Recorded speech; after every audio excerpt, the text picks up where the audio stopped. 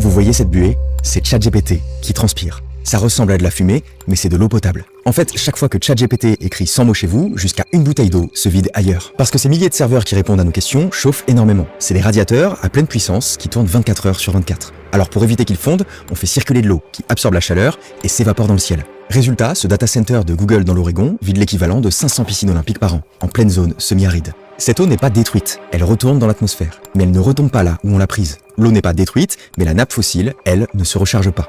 À 4 heures d'avion de Los Angeles, dans une région mexicaine où il ne pleut quasiment plus depuis 2 ans, Microsoft, Google et Amazon construisent leur nouveau paradis. Une vingtaine de centres qui engloutissent chacun l'eau d'une ville entière. Pendant que la population de la région attend les rares camions-citernes pour pouvoir boire, des géants américains y pompent des millions de litres d'eau pour refroidir nos starter packs.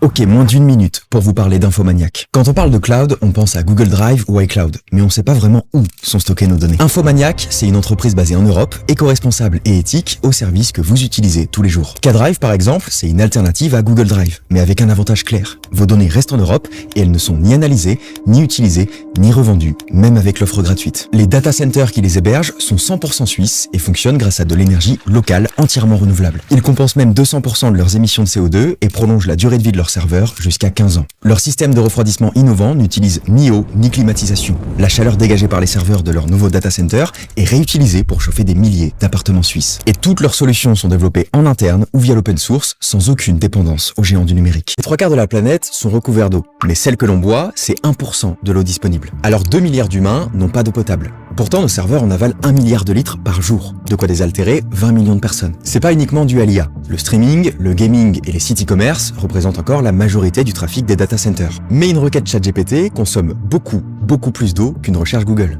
Elle demande plus de calcul, donc plus d'énergie, donc plus de refroidissement. Mais pourquoi on utilise une ressource si précieuse pour refroidir des serveurs? Parce que l'eau refroidit 10 fois plus vite que l'air, que des ventilateurs géants coûteraient une fortune en électricité et que les circuits fermés coûtent beaucoup plus cher à installer. Alors le calcul est vite fait. Et comme les machines rouillent au contact de l'eau non traitée, la plupart du temps, on choisit de l'eau potable. Mais sur le papier, ça paraît dérisoire. Les data centers consomment moins d'1% de l'eau douce mondiale. L'agriculture en absorbe 70%, l'industrie 20%.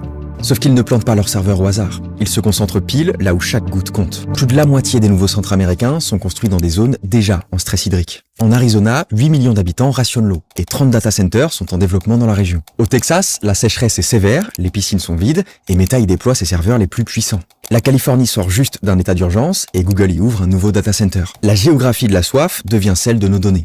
L'ironie, c'est que ces terres assoiffées sont l'endroit parfait pour refroidir les machines.